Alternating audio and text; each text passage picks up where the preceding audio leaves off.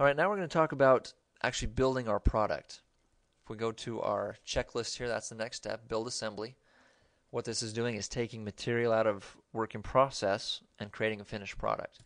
Now, technically, our factory overhead should also be applied to our finished products prior to cost of goods sold. In reality, that's maybe not the best way to do it for our purposes. I will show you when and how we're going to apply the factory overhead when we get to that point. For now, go ahead and up to Inventory Activities, click on Build Assemblies, and the assembly we're going to build is our Naughty Alder doors. Now up here it tells us we have 30 on sales order. That's the sales order that we created. So we need to build 30 to get that up to get this to 0 so we can fulfill that sales order. Now suppose our customers asked us to ship doors just as quickly as we can, whether it's a partial order or not. So I'm going to say we have 10 doors finished that we're going to go ahead and ship. So all we do is click that, click Build and Close.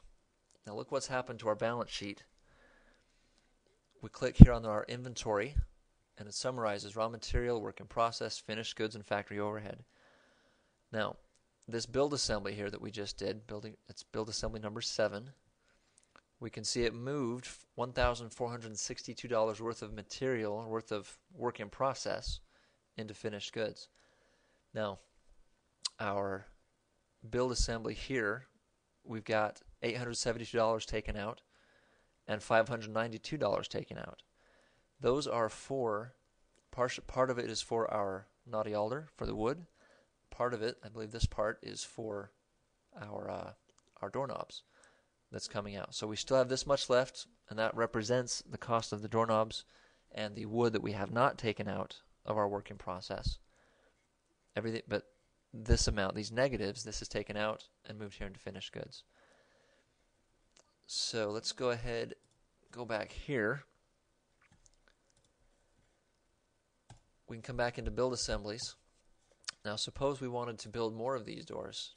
If we try to build 21, you see right here it says we can build up to 20. If we try and build 21, it's going to bring up this screen.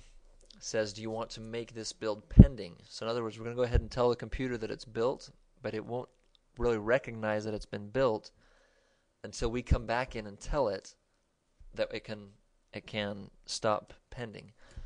Now something that's important about this is if you mark something pending, just because you then get enough material here to build that extra one that we didn't get to build in the first place, it doesn't automatically mark it as unpending.